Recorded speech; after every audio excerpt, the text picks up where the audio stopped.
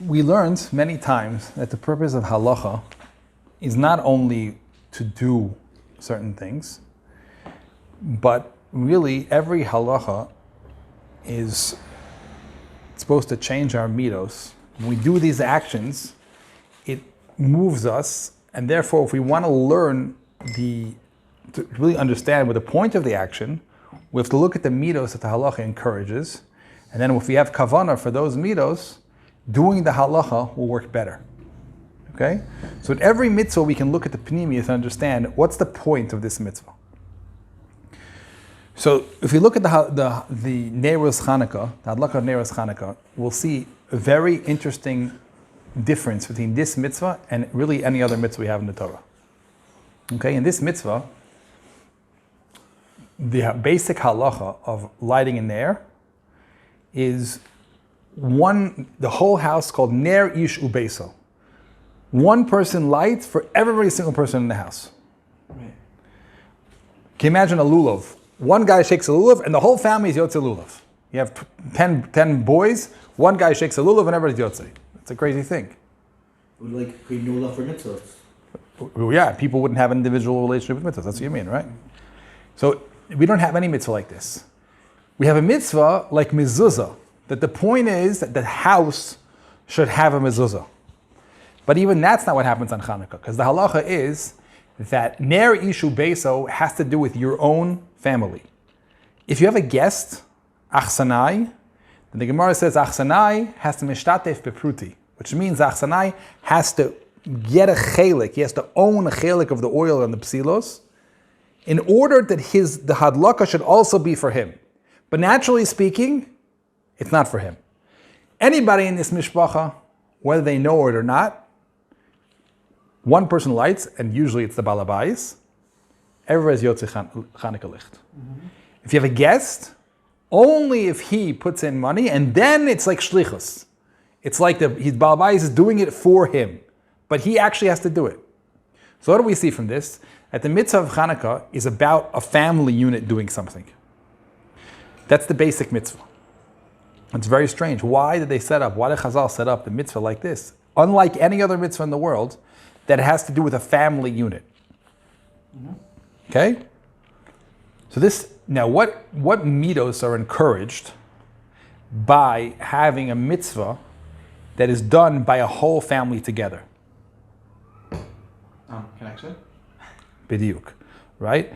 That because, and if you notice, a lot of, it's very common in the world, even in the people who don't keep mitzvahs, generally, is a family time, Chanukah, lighting Chanukah as a togetherness, that the whole family lights Chanukah licht. And we have a party afterwards, right? So it means the essence of the mitzvah accomplished, that now people who may not be spending time together, like the parents are off, going to work late, Chanukah, they come home, we like Chanukah licht. So the essence of the mitzvah is to combine all the people in the house into one unit. Now, why is this part of the mitzvah of Chanukah? Because why are we lighting Chanukah licht? Why are we lighting Chanukah candles? We had a nace of 8 days. What's the point of the nace? Hashem wanted to show us, I'm with you. This war, I was with you the whole time in the war. In your life, I'm in your life. When you do something small, I'll make it big. You light 1 ner, I'll make it 8. So it's 1 second. The mitzvah of Chanukah licht is for us to experience with a remembrance and a thankfulness that Hashem is involved in every detail of our life, making it much greater than we can do. Basically, the words means Gilui Shechina, that Hashem is Shochein, He lives with us. That's the whole point of the mitzvah Neros Chanukah, right? And if you notice, we light a mitzvah on Chanukah licht on a kli. What's that kli? It's a kli, a Chanukiah, a menorah, which represents one of the klei hamikdash.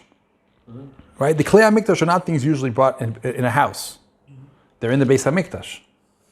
But the one thing that is possible to bring to the house is the menorah, because the menorah is something which even is kosher for a zar. You don't have to be a kohen. You can be a stam yisrael to light the Hanukkah neiros, which means it's something that is shaykh to every single person.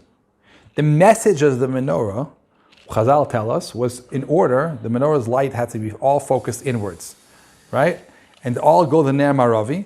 And the ner maravi didn't ever go out. It was a siman that the Shechina is showing here. In other words, the light of the world is with us. Hashem is showing up in our life as light. The ner maravi didn't go out even during the Bais Sheni? When in the Bais Sheni there was less of a gilui. But the point of the menorah is to encourage the knowledge, that's the essence of the menorah, that Hashem is shochen Shechina b'toch Am Yisrael. And therefore, when we light the Chanukah licht, that's what we're being made on. We're saying, Hashem, you're with us in our life. And that's to tell us how the rest of the year is really going to look. We don't always see it, the Gilui. You don't always have a situation in which we see it, one light become 8. But that's the way our life is in general. It's really important to realize how powerful every single action we do is. Because we know, Pnimius HaTorah, that when we do something that is worldly, Hashem reacts on His level. When we do any mitzvah and you smile at somebody, right? You're showing a midah of caring and loving. Hashem puts that energy of love back into the world, right? If you help somebody, Hashem reacts and puts His chesed into the world. You're saying it doesn't happen automatically. Hashem built the world, but when you do that, He'll plug it back in. Right, He left the hanhaga, He left the way He relates to the world in our hands. That's the incredible gift that Jews have, that He has a relationship with us as His emissaries, and that's what the word eved means, that His work, the things that He wants in the world, which is the gilui of His midos, right, His gifts that He gives to the world, He puts it in our hands to make it happen. How does it happen in our hands? Because we do something which is a maftech, it's a key, it's like a seedling of that midah. The second we do that, we operate this chain like this, the bottom of a chevel, of a string, and it hits all the way up to the top. And there's a chain reaction which causes Hashem to react that way because we did it. And that's the message of the 8 days. It's not that Hashem made a nace out of nowhere like Kriyas Yamsuf. He reacted to our actions of fighting the war and lighting the Chanukiah. He made it longer. He made it me'al hateva. He made it 8, which is a number always means me'al hateva, out of the week. He working together with us in this world, and He responds things that are above our world. And that's the whole Hodah of Hanukkah. Why are we thanking Hodah? We're not just thanking Hodah that mitzvah happened. We're thanking Hashem for the whole relationship we have. Which is why Mo's Surah, if you notice, is a whole piyut, a chazaras hashir, going over all the nisim we had, Mitzrayim and Haman, right? Why are we doing all these things? Sisra, why are we doing all these things? Because He's showing us this is our relationship. This is our love, Hashem's love for us. This isn't just an exception, it's a nace that we have experienced multiple times. It's the general rule of how Klal Yisrael functions. And when we see it one time, then we're very clear about it, and then we say we can keep it in our consciousness for the rest of the year. Now, one of the rules of Gilui Shechina is that it needs to happen not as a yachid. One person is not enough of a kli to show Hashem. The avos were exceptions; they were like the Hein Hein Merkava. But even the avos, in order to do what they wanted in the world, they needed to go to Mitzrayim. And Yaakov Avinu didn't die until Shishi Ribui came out of him. That he needed to have an Ummah in order to be the place where the Shechina can show. And not only has to have an Ummah, it needs to have a place in the world. It needs to have a Eretz. Because we need, in order to have a Kli, Hashem can show up through us. So if we have a government and a Am that is the Am of Hashem, then you can see all of Hashem showing up in this world, right? Unlike other religions like Christianity, where it's a personal thing, right? A person has their own, you don't have to be, you can be a Russian, you can be an African, you can be whatever you want, but it's not Hashem showing up, it's your personal going towards God.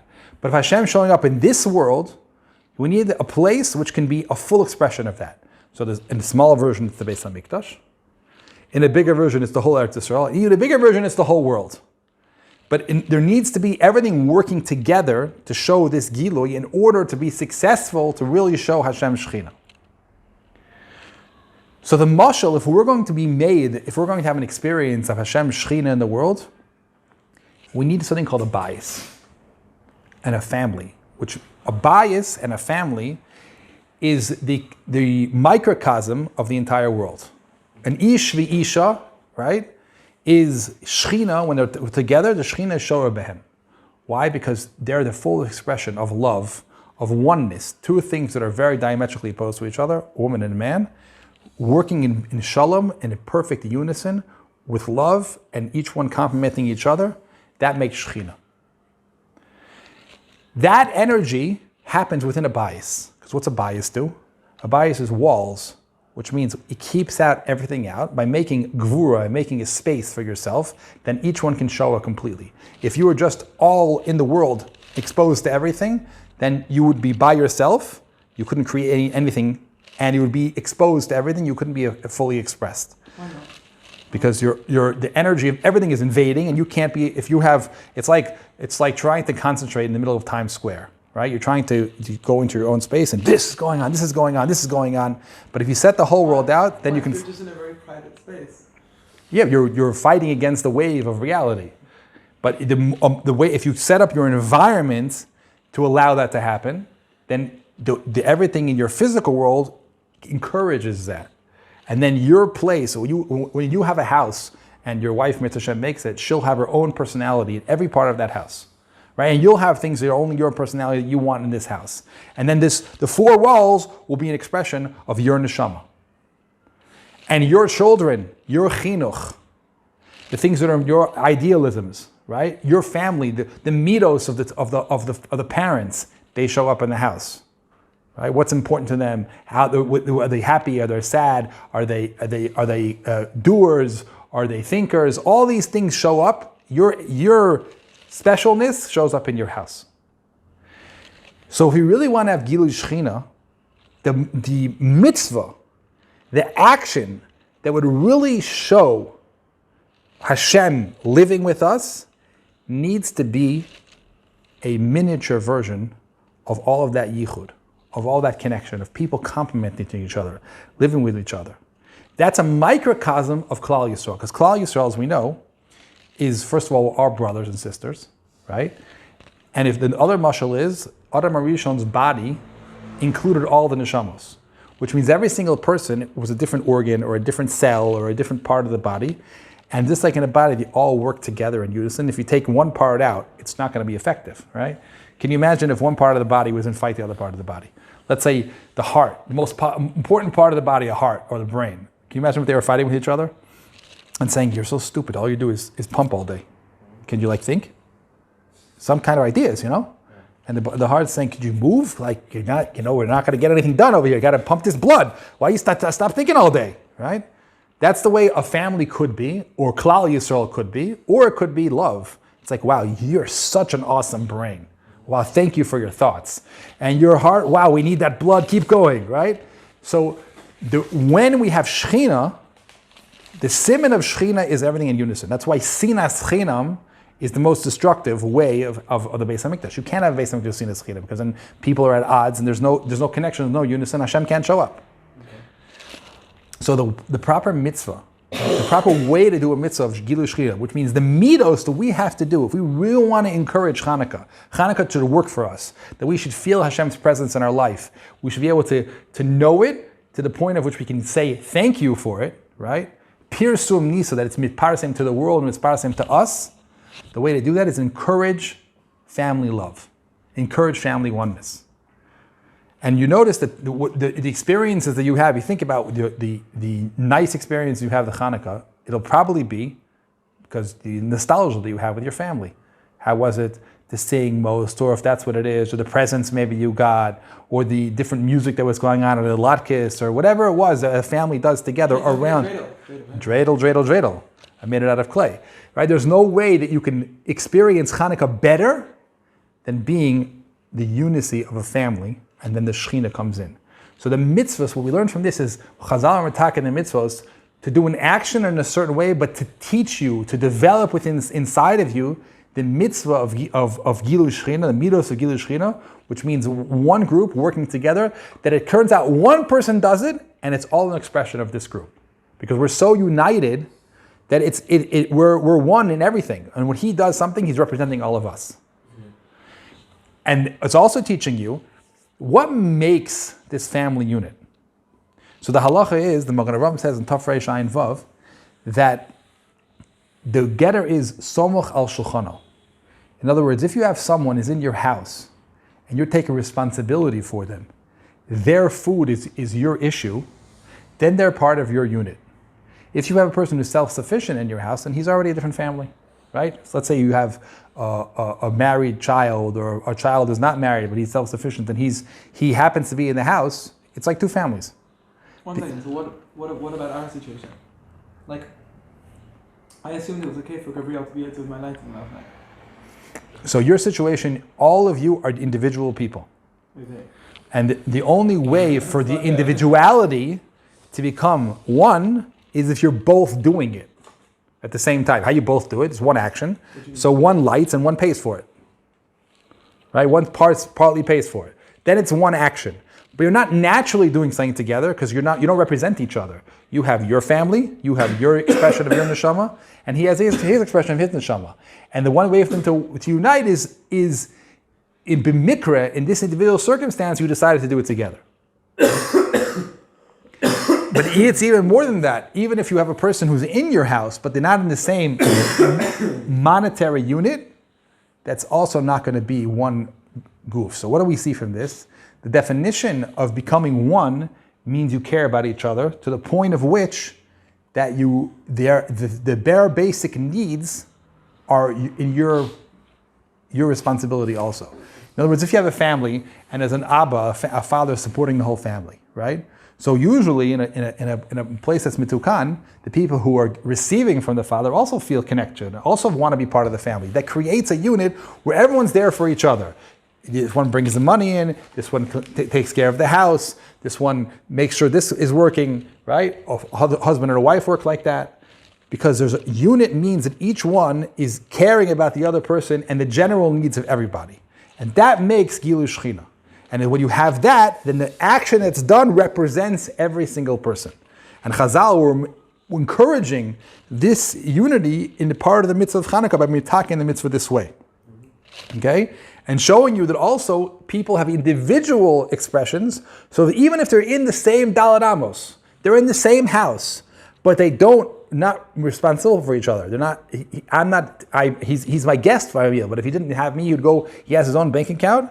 Those people are individual expressions, and each person needs to be individually expressed in their world, so everybody has their own Chanukah. The only way to become one is if you unite on the needs of, even on the level of food. That's clear to you guys?